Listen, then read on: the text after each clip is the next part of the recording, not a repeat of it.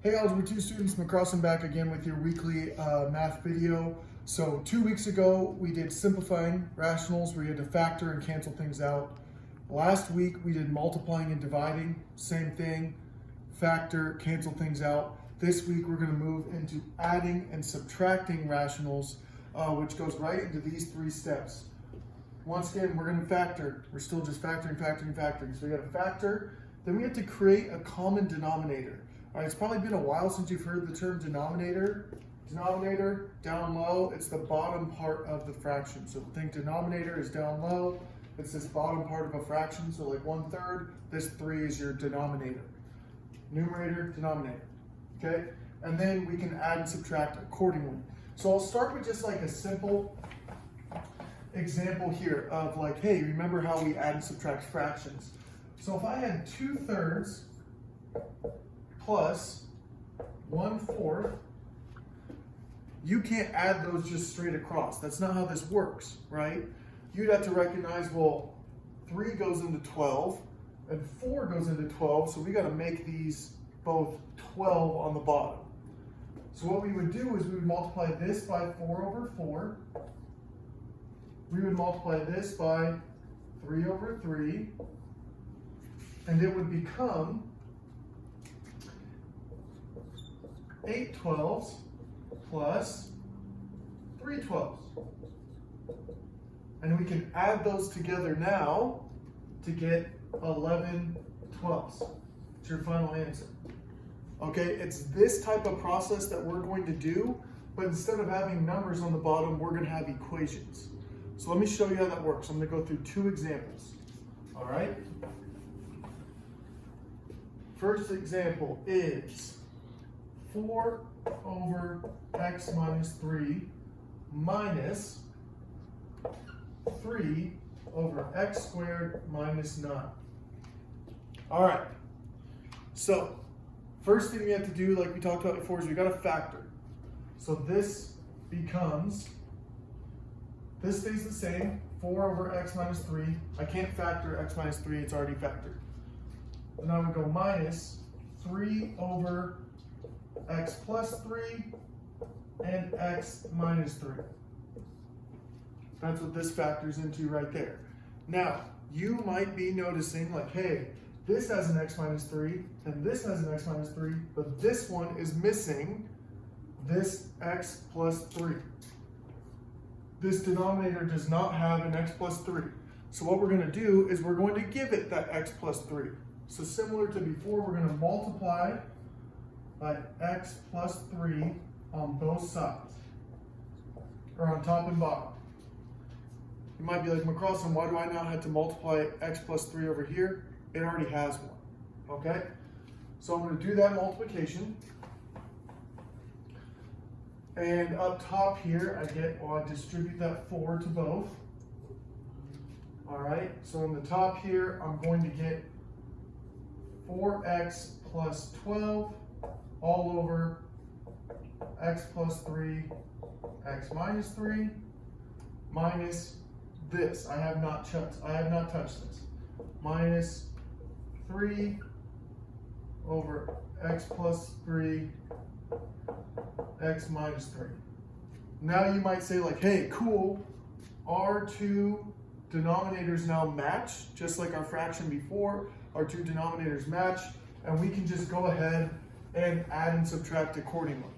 So I have 4x plus 12 minus 3. Well, 12 minus 3 is going to be 9. So my final answer is 4x plus 9 all over x plus 3, x minus 3. And that is your final answer. So it's like a big twist on adding and subtracting fractions, okay? But in this case, you have to factor and create a common denominator. If that was like really fast for you, feel free to rewind, pause, take notes. Please take notes during these things. It's gonna help you out, okay?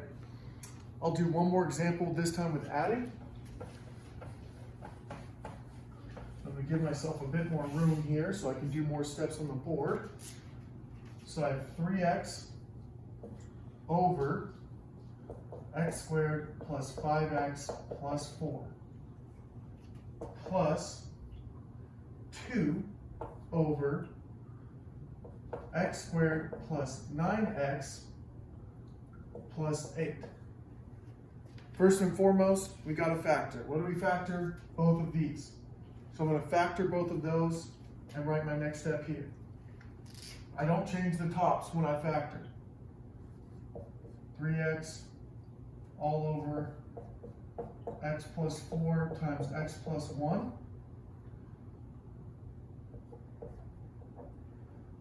plus, didn't change the top, factor the bottom, x plus 8 times x plus 1. If I'm factoring too fast, feel free to go back through on my YouTube channel. There's one I've done on factoring.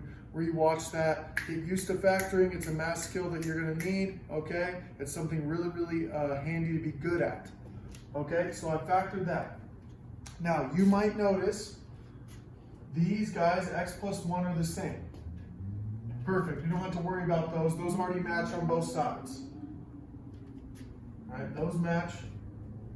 But in particular, this side has an x plus 8 and this side doesn't. So let's give this side an x plus 8. So I multiply by x plus 8 over x plus 8 on this side. And on this side, we have an x plus 4. This side does not have an x plus 4, so we got to give it one. Okay, so I give this side an x plus 4 times x plus 4. All right, so I do that multiplication. I can distribute this to both. I can distribute that to both. All right, once I've done that, the top here becomes 3x squared plus 24x all over x plus 8 times x plus 4 times x plus 1. That's this side. This side becomes, well, 2 times x is 2x, 2 times 4 is 8, all over, well, same thing. I have x plus 8, x plus 4, and x plus 1. X plus 8 times x plus 4 times x plus 1. Woo! So now our bottoms match, our denominators match, so we can go ahead and just add straight across. So I have 3x squared plus 24x plus 2x plus 8. So I'm going to erase this up at the top. I'm going to add all those together, and I'm going to get my final answer up here in blue. The bottom doesn't change, just like adding fractions.